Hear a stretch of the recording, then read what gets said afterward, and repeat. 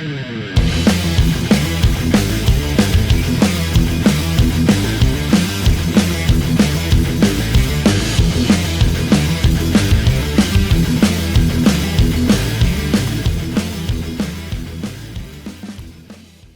I'm Eric Brook and welcome to another episode of Earth Pod.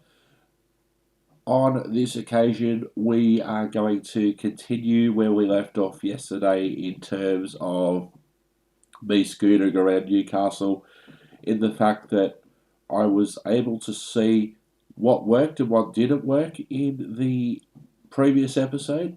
And so today we are going to go ahead and try again. I'm relatively happy with how the video worked out on each day. The audio is somewhat of an issue, but it's not a.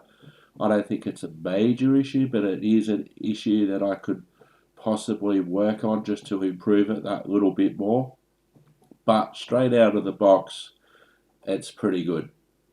I get the date right today. That's great.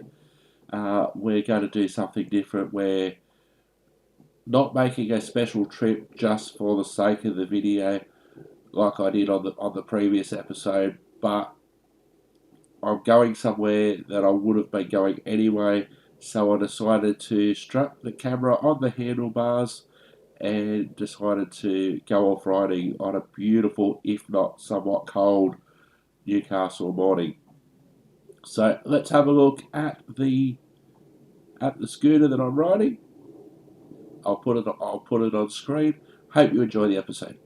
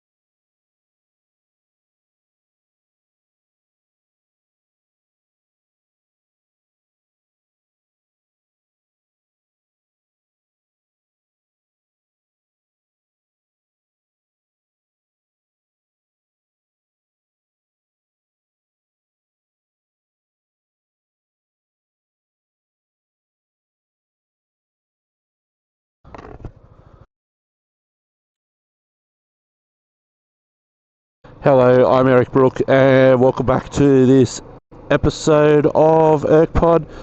It is Sunday morning, the 17th of August 2025, the day after I recorded the first experimental drive.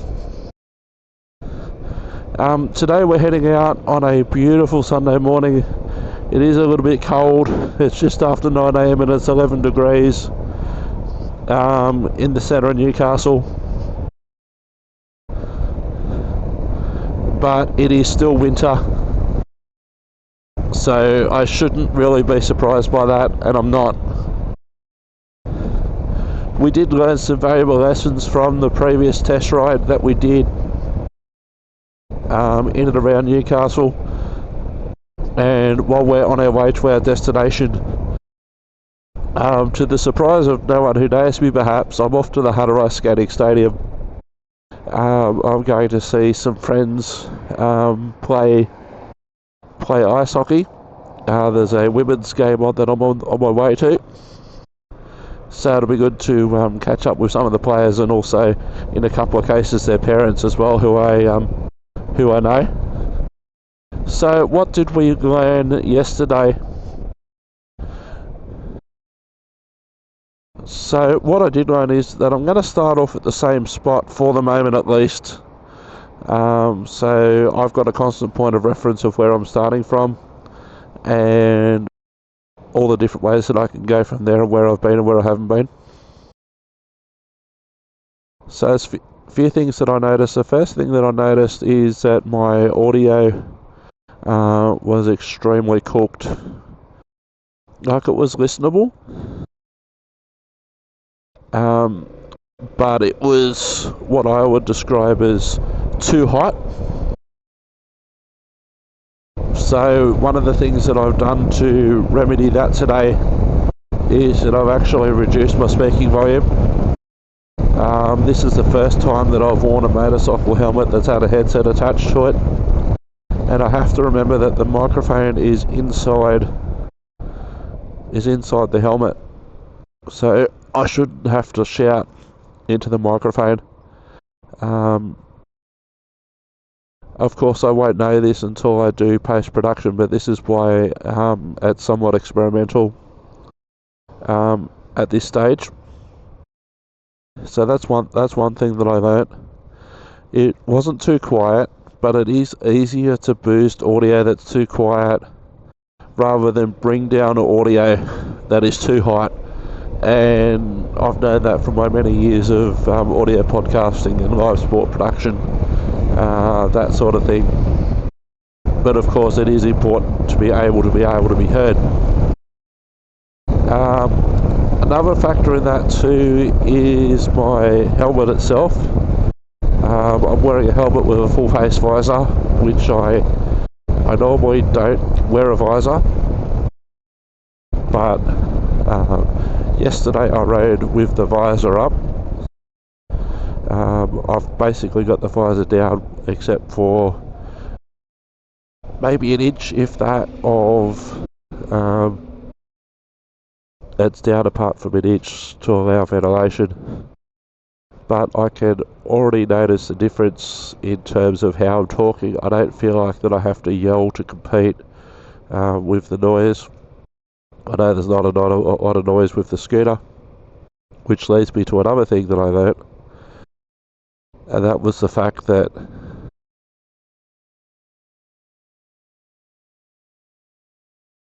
it really records, because it's basically working as an intercom. It works really well when I'm speaking, but when I'm not speaking, it's not necessarily picking up the ambient noise compared to if I just had a microphone on the camera, for instance. So, I wasn't expecting to pick up a lot of noise anyway from the camera. I wasn't expecting that, but I did notice that was a factor. Now, another factor for me, now I don't know how true this one is or not, but I'm going to try it as an experiment. The camera and the headset are paired up via Bluetooth. Now, I initially thought that I had the phone in that equation as well, but the phone really only comes into it if I'm using either the camera or the headset, but not both. For instance, when the battery died yesterday, I just went into normal headset mode, so I was able to listen to music, and to do that I did need to be connected to the phone, but I don't need to be connected to the phone. So my theory was, with the phone in the luggage compartment under the seat, I was thinking that all these Bluetooth signals are going around, but that's not necessarily the case. So the camera and the headset are relatively close to each other, so that should be fine. We shall see. Another thing that I noticed, talking about battery life, is that I should probably aim for about 40 minutes at the max before I naturally stop the recording, and that'll, stop this segment or stop the entire episode. I was riding for about an hour yesterday, and that doesn't include the time that I spent setting up the camera and pairing it to the headset and the test recordings. So as a comfortable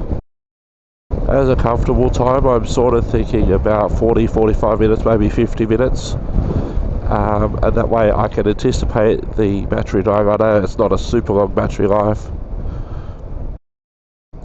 compared to a mobile phone, compared to the headset, so I was a bit surprised yesterday when I got the notification that my battery was low. I was in Hamilton, but where I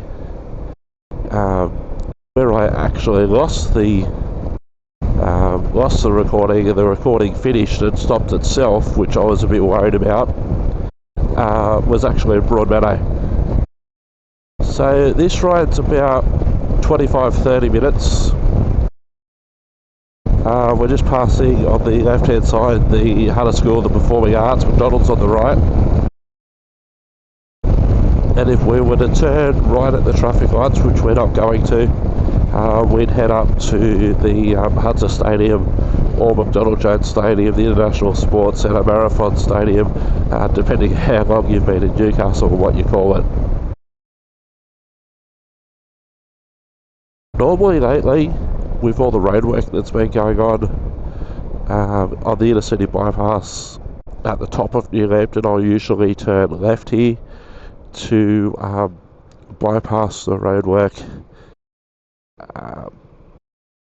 and go up a different way. There are several different ways that you get there to the Hunter Ice Skating Stadium in Waters Bay.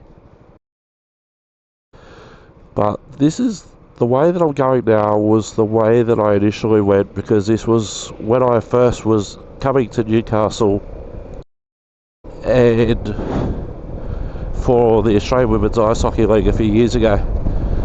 I was living in Sydney but staying in Newcastle on the Saturday night overnight. So what I would do was I would stay in Newhampton because it was pretty close to the centre of Newcastle, and it was pretty close. It was about halfway between the rink and downtown. Half the time I wouldn't even go downtown, but just in case I wanted to on the Saturday, I had that option.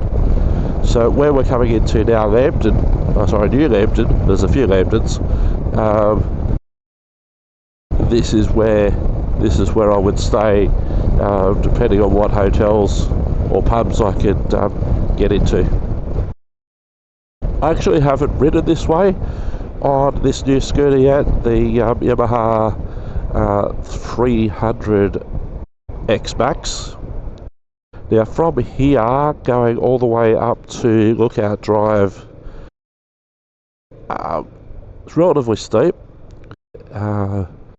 This is 292 cc's. The other scooter that I was on was 108 cc, so a lot less horsepower. I used to have trouble with this hill. And we'll come to the point where I would pray for that previous light to be green, so I'd have some sort of momentum coming up the hill. But here, I've got plenty of time. There's a car in front of me, so it's not as if I'm leading the way, it's not as if I'm holding up traffic, but I've also, it seems that I've got a lot more in reserve. And I actually found that out. A great example of that was when I took this bike for a test ride from Bryson's in Newcastle, and they had a set route that they wanted you to go on, which would give you a fair assessment of the bike. And that was going over Stockton Bridge, which is quite a steep bridge, and I'll have to do it someday as part of an episode. But it's quite a steep bridge. Now, I would have really struggled going up Stockton Bridge, like this hill too. I would struggle with on the old scooter, but there's plenty of room in reserve. I'm going slightly under the speed limit, but it's not a struggle. There's plenty in reserve there. So we're turning on to Lookout Road.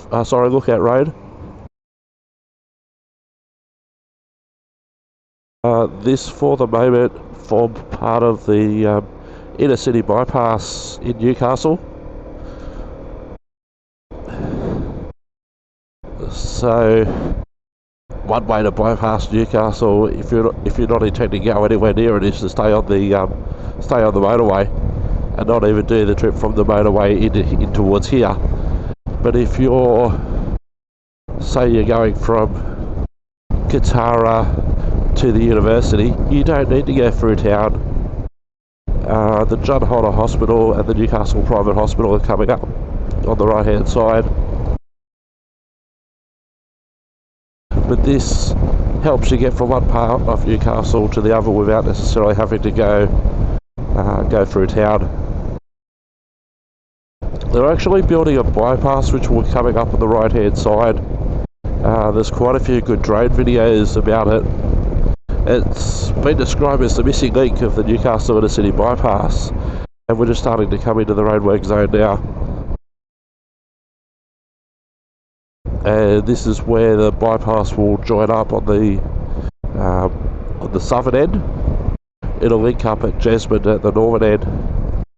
And so they've just recently changed the arrangements here.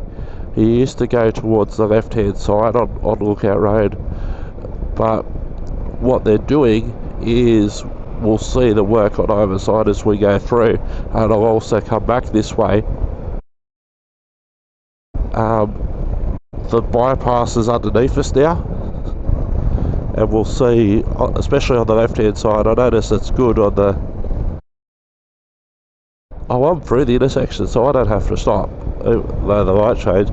So this is where the bypass will come out and rejoin Lookout Road, and then there's a short section before we go back into basically motorway style again. So that's the southern end of the inner city bypass, and we join up to the original alignment here.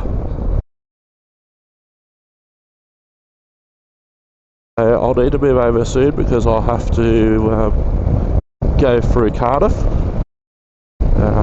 which I love going through. There's a couple of different ways that I can do that as well, but we'll come on to Cardiff Road here. Another thing that I learnt yesterday, and I'm still learning with the Insta360, because it does go in 3D. I'm still learning the editing. I'm better at editing on the phone than I am with the studio at the moment. So what I did yesterday afternoon is I spent a lot of time cutting up the clip, because it was one big long 60-minute clip, and then cutting it up to go, okay, at the moment I want to focus on that Charlestown Road sign over there. So I'd put in a cut, I'd move the camera image around so it would focus on that Charlestown Road sign on the that's currently on the left hand side of me. And then if I wanted to focus on the traffic straight ahead, well, I could put in another cut, and then I could focus on this bit. And then if I wanted to focus on the cars coming out of Cardiff Road on the right, I'd put in another cut, and then I'd focus on that. And then when we get ready to go, like I'm going to do now, is I'd focus back straight on the road, and then it'd be another cut. And then if I wanted to focus on me, there were some funky views that I saw yesterday, and by now you would have seen. There were some funky views of me riding. Well, that's another cut, and then you go into it, and then then I can transition again to just the front of the road as we're coming up to these curvy bits at Cardiff Heights. They've recently resealed this section of road, which is nice. We're now in the Lake Macquarie local government area rather than the city of Newcastle.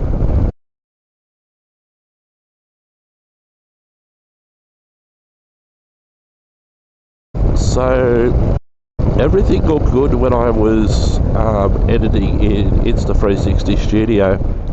Then I exported it so it would come out for the episode, and then I noticed that all my cuts had disappeared.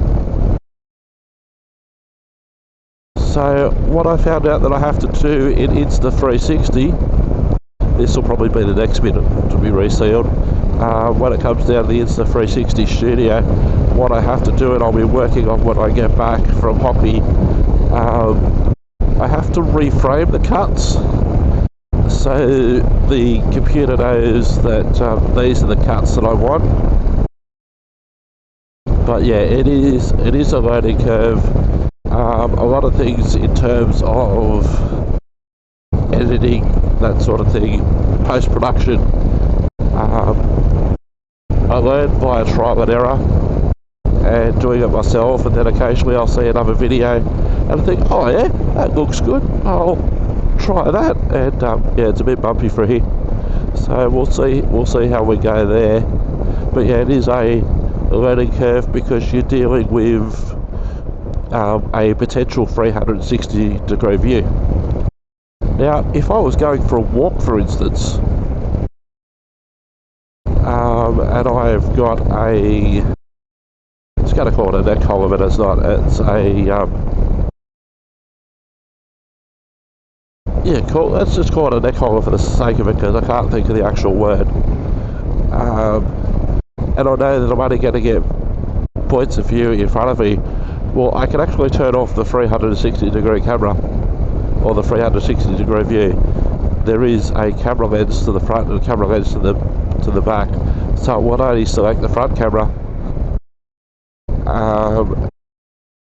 and that would make the editing a lot easier. But I do like the flexibility that a 360 degree camera can give me. Different angles, different points of view. I only shoot the footage once, and then that's it. But yeah, it does take more time to edit. So what we're going to do on this occasion, I normally go through what the sign's calling the Cardiff Industrial Estate, but we're going to go through the centre of Cardiff instead, cross over the rail line, go past the shops, and then head towards Waters Bay from there. So sort of see at the top of the hill there, coming off Lookout Road, I see that roughly as my halfway point between the rink and home.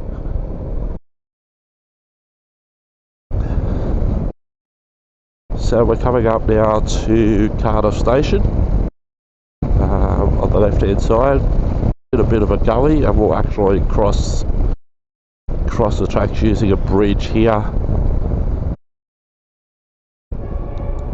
Oh, there's a freighter! Have I got I think I've got a car behind me. Yeah, I've got a car behind me, but oh, there's a freighter! Oh, that was good timing. It wasn't a really good view because of the screens on the bridge there, but oh, that was good timing, and don't know if there was a rail fan on the platform, but he was certainly giving it some horn, the driver. And I saw recently actually that Pacific National, major freight operator here in Australia, are actually advertising for drivers, and they will be advertising for drivers soon in Newcastle. While the money's better, the terms and conditions where I am are so much better. But this is the effect of me being on holidays. Yesterday I passed the Newcastle interchange when I was recording the video, and I didn't even I didn't even acknowledge it, because that was my introduction of talking about what I was doing and how I was linking up the camera, etc.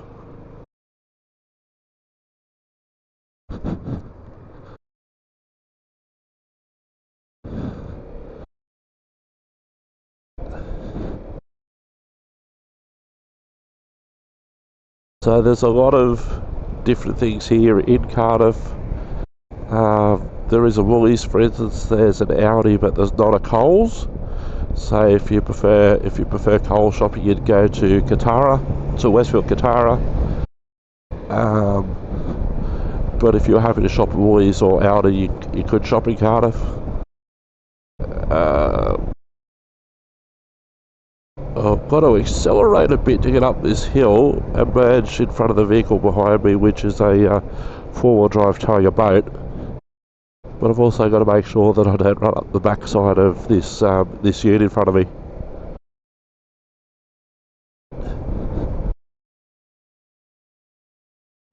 Another thing that I didn't get to yesterday that I will record at another time, because I thought that I had more than enough battery life, and as I've since learnt, I didn't.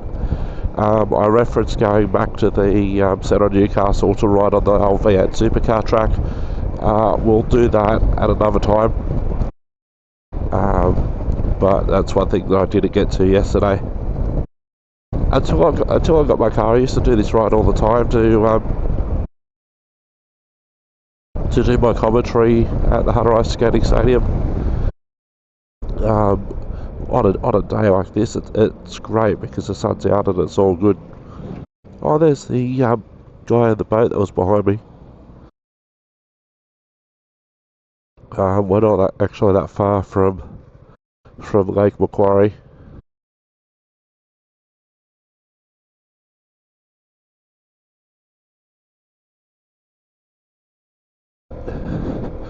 So I'm not going to be in any hurry. I'm just going to let this guy come in front of me, because I know he's going to do it anyway.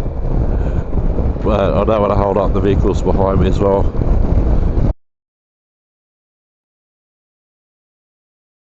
So because my speed's picked up, the wind noise has picked up, even though I got my visor down. It'll actually be interesting to see how much of that it actually does pick up. Now I love this next section, apart from the fact that it's been recently resealed. We come up here, there's a left-hander, and then we sort of look down towards where I have to turn off for the rink, and it sort of reminds me of that time in the Simpsons movie where Homer drove into Alaska for the first time, because the Hunter Ice Skating Stadium is one of my happy places. So you come over this hill, and then you start to see the surrounding buildings, and also the entrance to the stadium, and this ice skating sign that's coming up.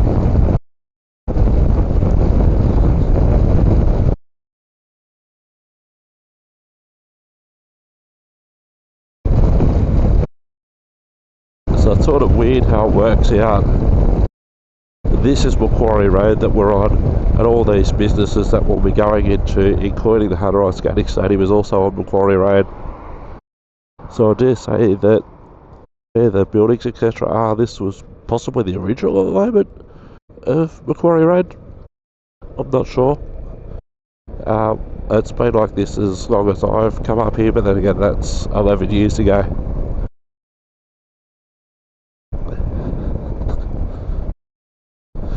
I do remember one time I was coming up here when it's the Newcastle North Stars game in the Australian Ice Hockey League. Parking's at a premium in here for reasons that we'll see shortly, and the rig manager thought that I was taking up a spot in my scooter,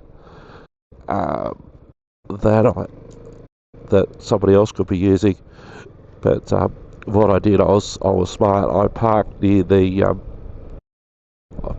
bin, which really isn't a spot, but it also means I don't take up a spot.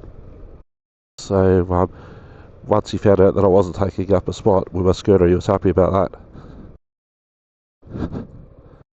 So we'll go in here, we'll get a park, we'll go inside, and I'll talk to you on the way back.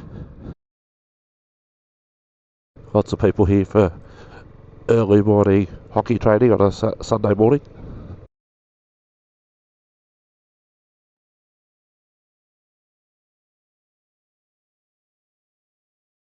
Hello! JD! Here to see you, buddy. Stop recording.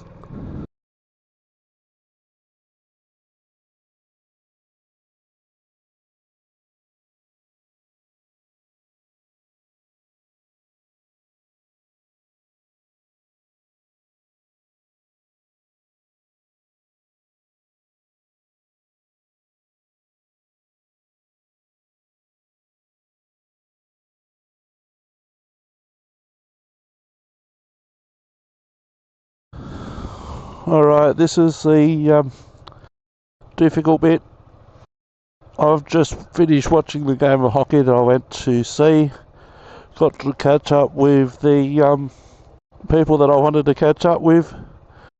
So that was good.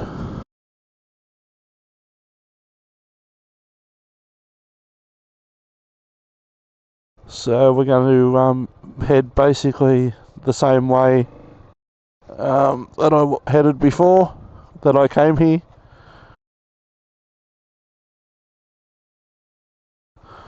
I still need to figure out, because I don't like the clamp. I don't like the clamp moving.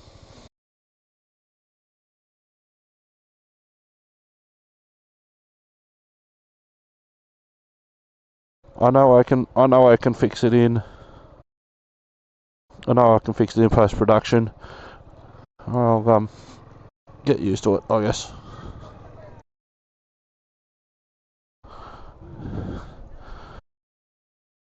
So it's an interesting time when the hockey people start to move out after a game, and then the people who are just coming to general sessions, birthday parties on the weekends, etc. for their kids start coming in. It's a really different dynamic, even though it's the same rink.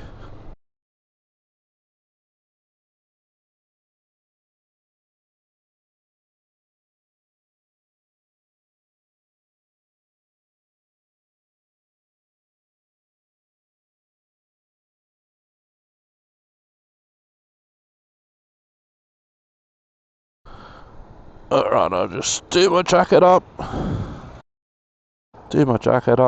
Now that I'm getting ready to go. Put the visor down. It's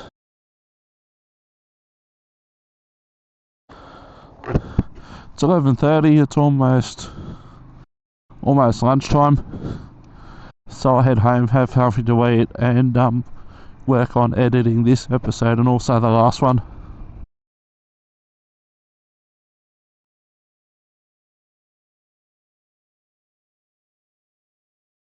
So there are a couple of different ways that I can go home from here.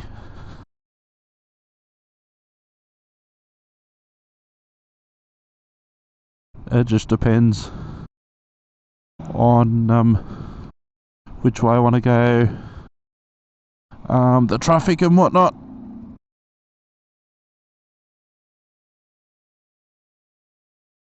I'm just having trouble seeing where I'm going at the moment.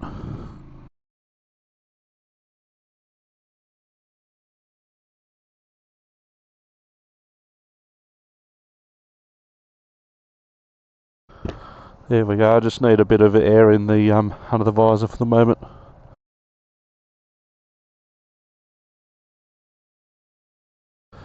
So there are a couple of different ways that I can go. Just do a bit of a lap around here for a moment. Actually, what I should do while I'm down here,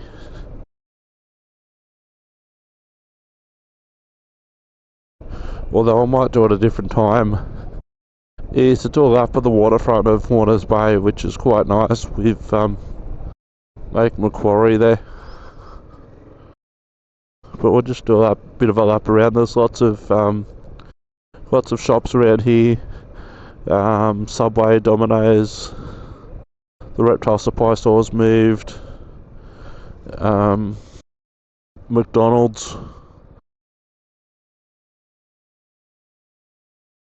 Lots of different places down here in Warners Bay.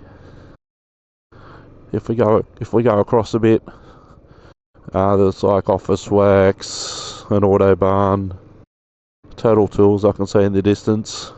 The pub, which I haven't been to in quite some time, the Warners Bay Hotel, one of the sponsors of the North Stars. J-Car, a shop that I could spend serious money in. So there's a fair bit down here, and there's a whole heap on Hillsborough Road. But we'll head back to Macquarie Road, which is the road that we went down to get here. Sometimes I'll come down Macquarie Road, and then there's other times that I'll go Hillsborough Road and through to Charlestown. But I'm mainly going this way because I want to see the work of the inner city bypass in the opposite direction. This can be an interesting corner to get out onto Macquarie Road. There's a whole heap of traffic coming to us from the right hand side. But the good thing is that there is a lane that I can go straight into. It's a lane that I can come straight into from here. So if the other way is not clear, at least I can go into that lane and I can take it easy.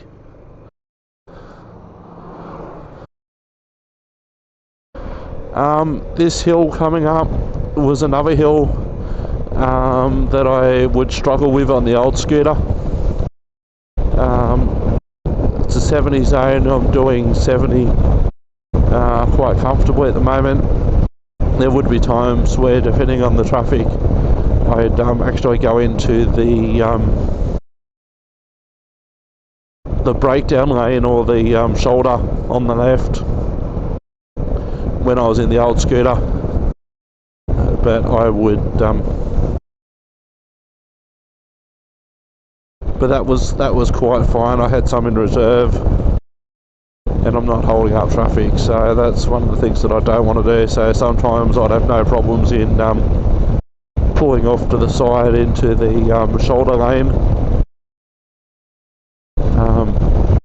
Sometimes if I knew that I had a lot of traffic behind me, I'd just do that. Not necessarily stop, but just slow down, let all the cars go through, and then get back into the normal lane. But with this scooter, I've done that less. I've just cracked up 200 k's on it, and it's just gone down to a quarter of a tank of fuel.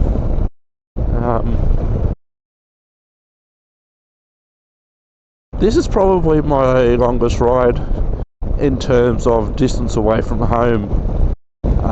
From Wickham down to Warners Bay is probably the furthest I've gone in that direction. The ride we did yesterday is about an hour, so it's longer, but it's closer to my house because of the loop that I was on that we did in the previous episode.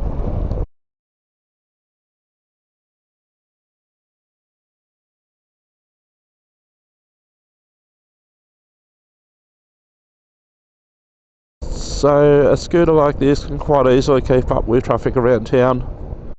you know, in a 50 zone or a 60 zone.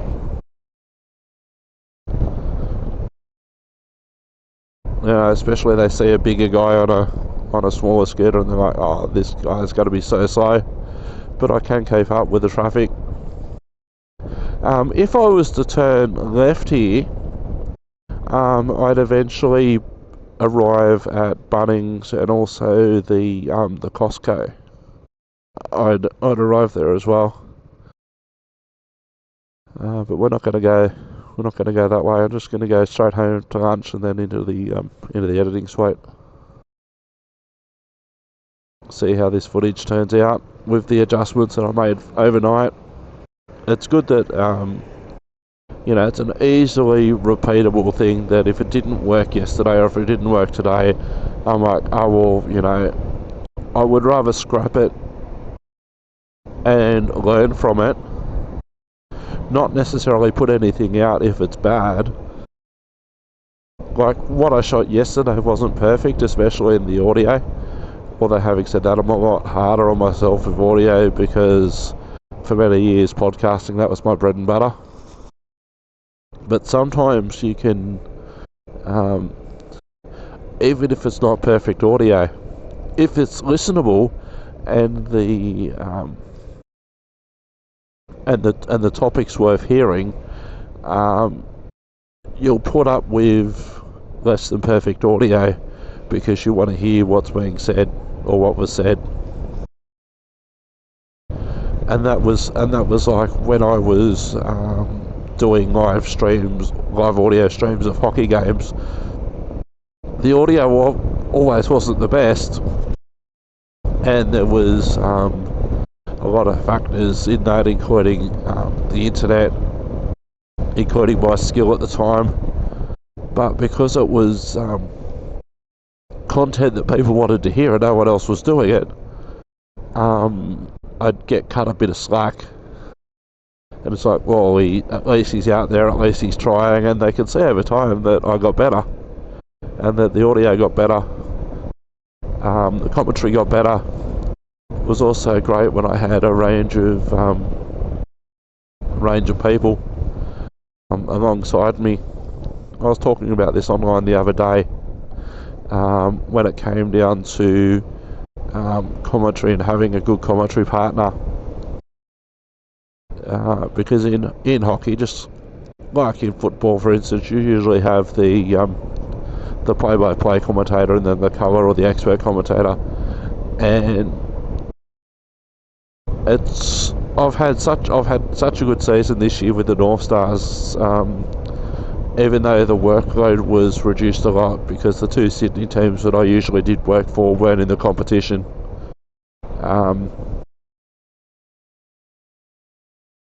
I enjoyed doing things like this. I enjoyed not having, you know, last year I did something like 70 games. Mind you, 53 of those or something similar to that was in a 2-week period during a tournament that I normally wouldn't have to do. But I also love doing the commentary as well. So it's a bit of a case of a little bit of column A, a little bit of column B. And one of the things, my commentary's become known around the league because of some of my, what some people call my Ericisms. And like I was talking to JD during the game. He was the guy that you saw as I was pulling up to the arena, and he's actually the public address announcer for the North Stars in the Australian Ice Hockey League, and so him and I go back a fair way. And we were just watching the game together. His daughter was playing in the game, and you know, we've been talking about some of my lines and all that sort of stuff, and he likes it. When I say some of the lines, even though I'm not commentating, it'll be like, oh, can you at least give us something? And so I'd say a couple of things, and I jokingly remind him that I'm not a trained SEAL, he's there for his amusement. but I couldn't make up my mind if I was supposed to be a trained seal or a trained dolphin, just for his amusement. But it's always interesting when people come up to me, especially people that I don't know really well, and they'll come up to me and they go, "Oh mate, you're doing such a good job. I really like it when you say XYZ." You know, I could say things like everybody else says, but that's not necessarily me. I don't come from a hockey background, and so it's a case of, oh well, people know what I say and what I mean when I say, "Oh, there's a bit of pushy-shovey going on." And I've had people come up to me and they go, "Oh mate, we love it when you say, you know, there's a bit of pushy-shovey going on." You know, some people like that I don't sound like everybody else. I had somebody come up to me once and actually an on-ice official, and they'd say to me, "Oh, really, when I'm not doing a game, or if I'm watching my game that I did back, because it's a different point of view watching it compared to being involved." And they'd say, "Oh mate, I really love when it's one of your games, because I know that I'm going to have fun." And that's one of the things that I've always tried to do at anything that I've done. Doesn't matter if it's ERC-Pod, doesn't matter if it's simulated ERC, amount of work or whatever. If I'm not having fun, I don't want to do it.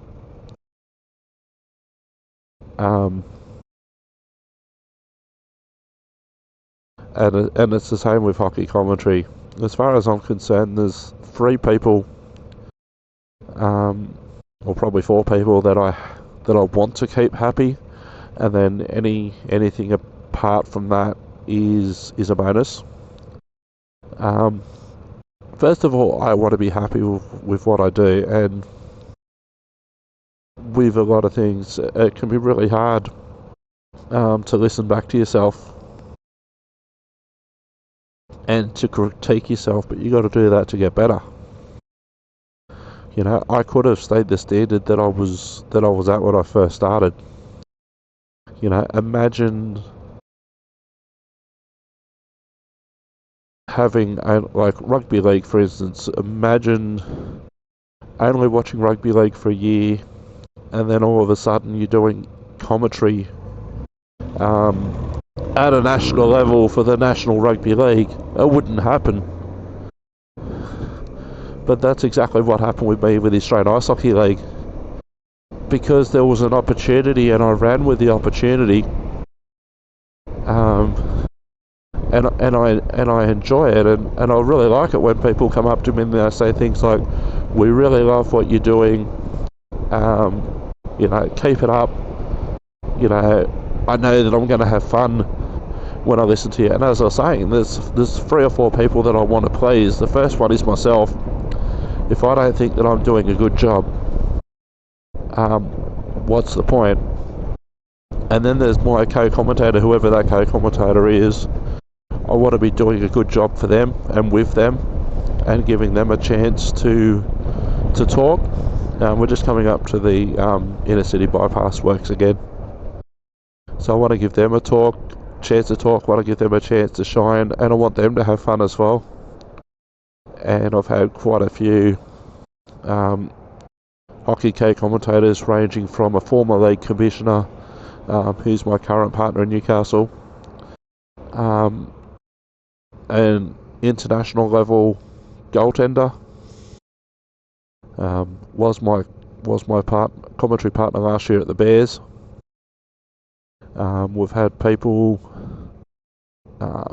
I've had people whose numbers have been retired in the Hunter Ice Skating Stadium, you know, who has played and coached at the highest level and captained the team. So there's so many people that I've commentated with, and I've always wanted to have fun with them, and I also learn from them as well. Like, there's different things, like if you want to increase your knowledge of a game, well, you find various ways to do that.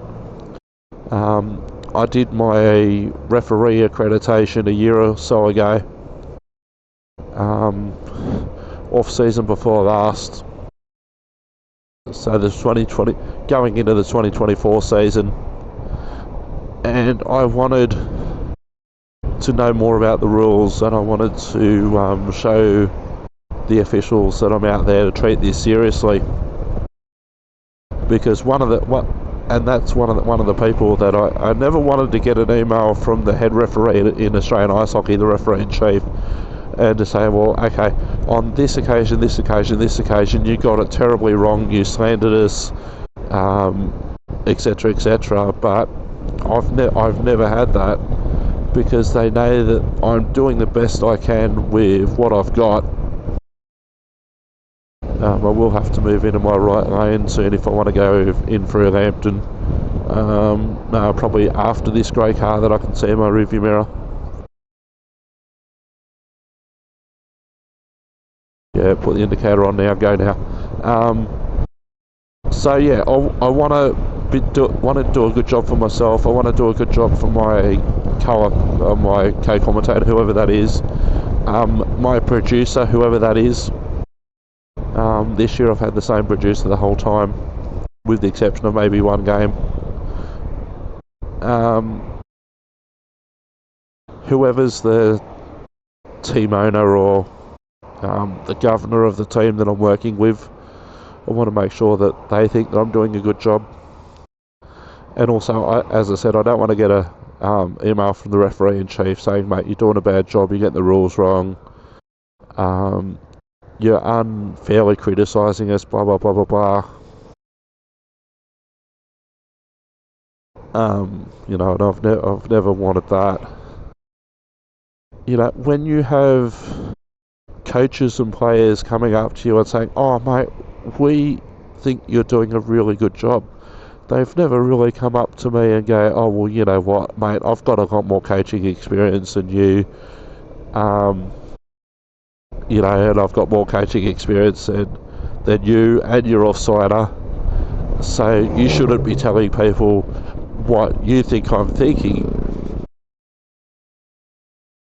But I can't have that coach commentate with me in the commentary box, because he's got a job to do in coaching the team, and I've got a job to do, and you know, I call it as I say it. You know, I love it when the coaches that I've not known for a while, they go, oh mate, we could see that you really tried, we could see that you've improved so much since you first started. And I really like it when players come up to me and they say, oh mate, you guys are just doing an awesome job, keep it up. It's even come to the stage where people have said that if they have to listen to other commentators at other games, they will actually mute them, but they never mute us. You know, and things like, for instance, pronouncing people's names, I always try, but sometimes you can only work with the information that you've got. A classic example this year was a Newcastle player who's been playing in the league for over 10 years, probably well over 10 years actually, and for the entire time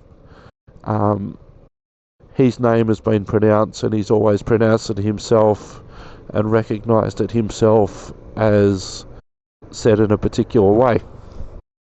But for whatever reason this year,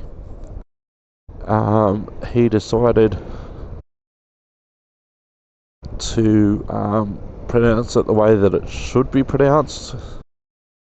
And there was actually a question that was asked by my executive producer actually to get pronunciations for all of the players in the team. And this particular player says, oh, it's actually pronounced this way.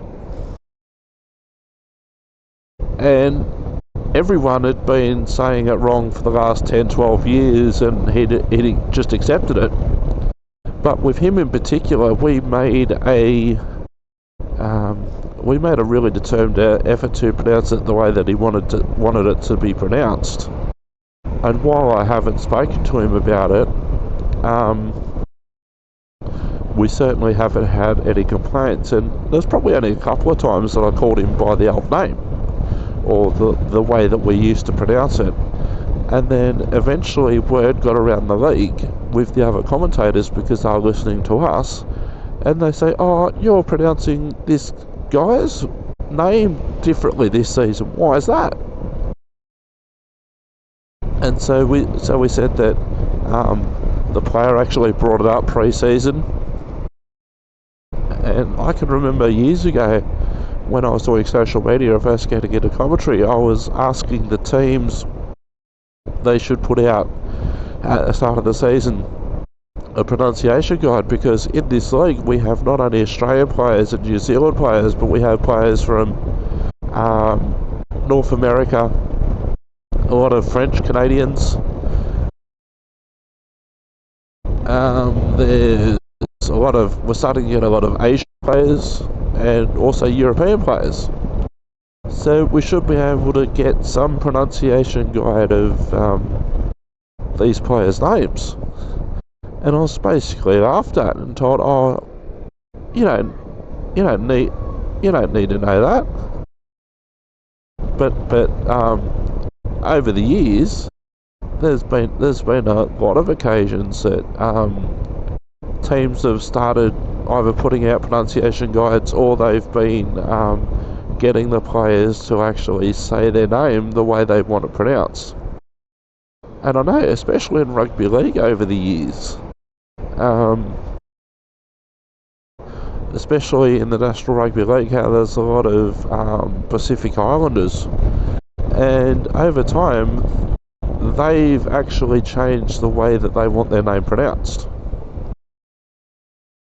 and they haven't been happy just to stick with the way that people have said it for years.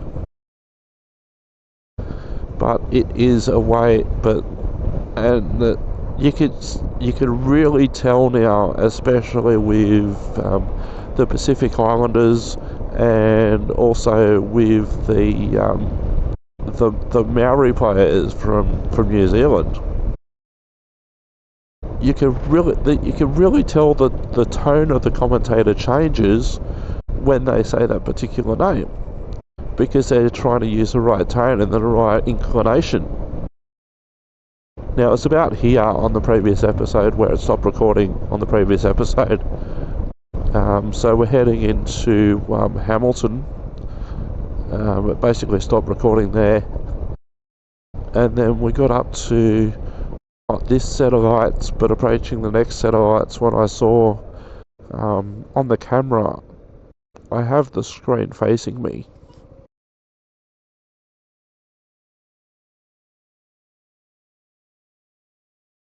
I have the screen facing me, but because it's recording, and because we're using the Bluetooth, it's not showing me what's going on screen, but there's a red flashing light that flashes on and off when I'm in record mode. And then I noticed that it wasn't flashing red anymore, so I pulled up in a side street up here, and then that's when I realised that the battery was going to die. So what I'm recording now, I didn't actually get to see, didn't actually get to record last time. So we're coming up to Hamilton, which I basically regard as the Newcastle version of Newtown in Sydney. A lot of places to eat, a lot of places to see and to do things, lots of different restaurants. There's some pubs and comedy spaces and whatnot up here as well. Always seems to be something happening on Beaumont Street. This is Beaumont Street, Hamilton. Lots of different pubs, live music, that sort of thing. This is coming up to lunchtime on Sunday.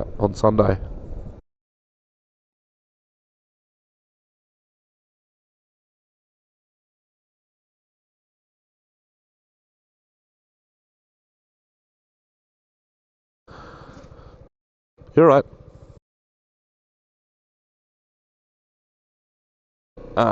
there's not a lot when it comes to things like supermarkets, etc. People go elsewhere for that. Yeah, but when it comes to food and drink and stuff, different restaurants, it's a 40k zone. It's a high pedestrian area.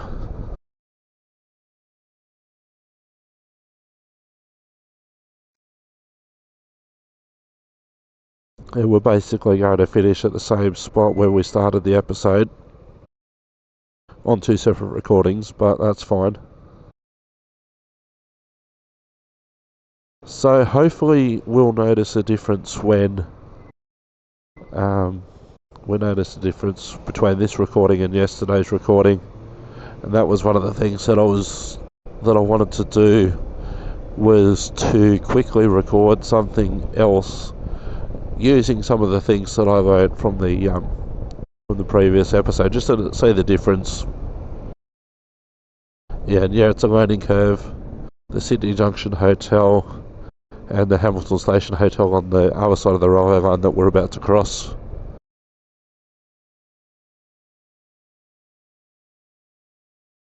I just managed to squeeze in.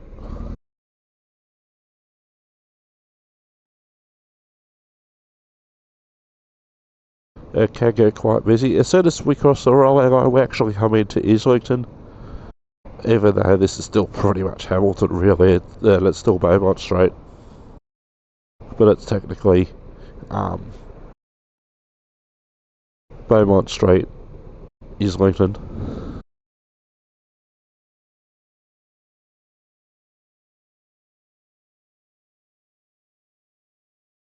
Haven't tried any food in there, but on the right hand side there's the Hamilton Chinese restaurant where you can get succulent Chinese meals.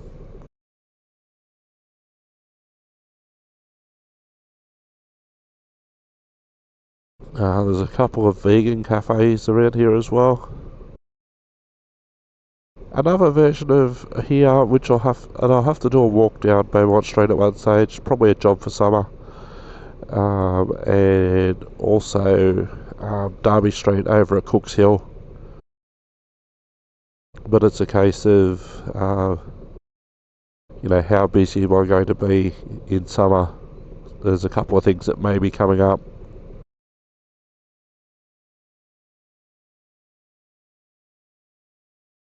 But we're just about to turn onto the Pacific Highway at Islington. If I was to turn left now, I'd head towards Mayfield and Maitland. And if I was to turn right, I'd head back into in the centre of Newcastle.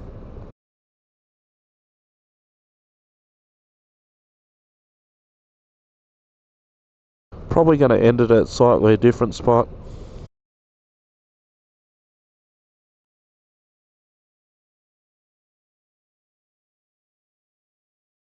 You'll quite often get stuck here at this intersection.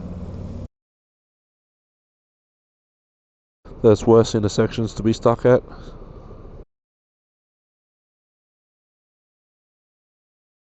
Always lots of people walking around. There's a good antique shop across the road.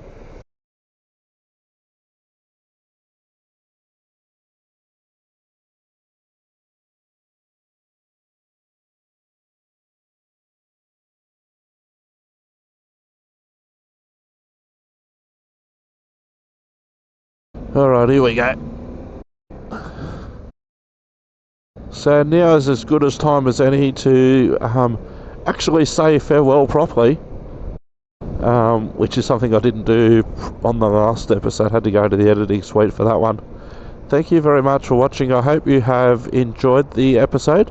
Something different. Not all of the episodes are going to be like this, but occasionally, even if I do them, record them pretty close together and then space them out. Lots of different things that I'm trying on EricPod with the advantages of video. Anywho, I've been Eric Brook. Thanks for watching. Ta-ta and farewell. Stop recording.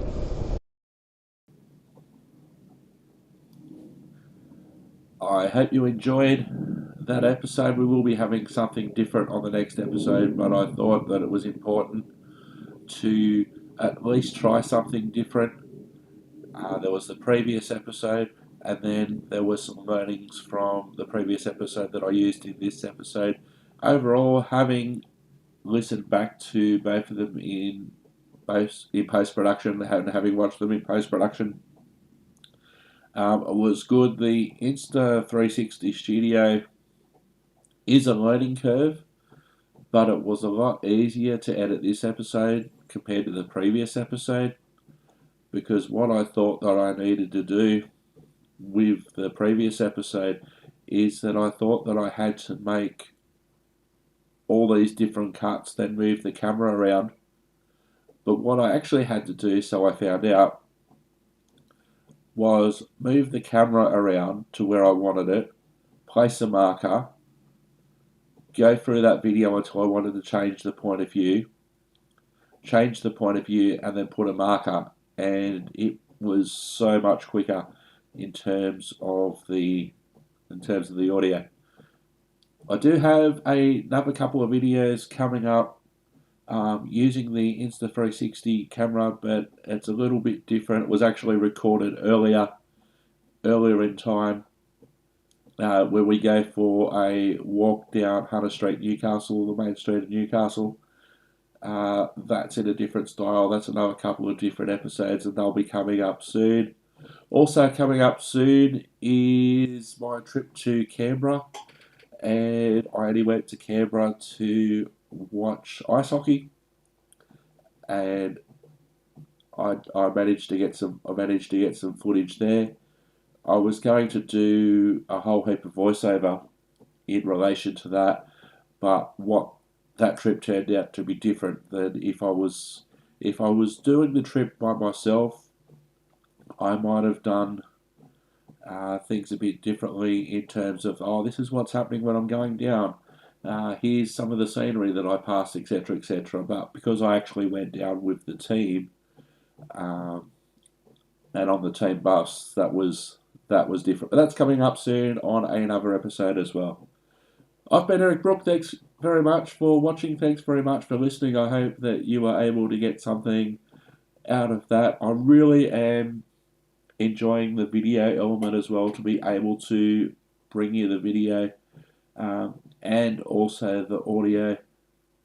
I hope you're enjoying it if you're a podcast listener or if you're a viewer on YouTube. I'm Eric Brook. Thanks very much for watching. See you next time. Ta-ta and farewell.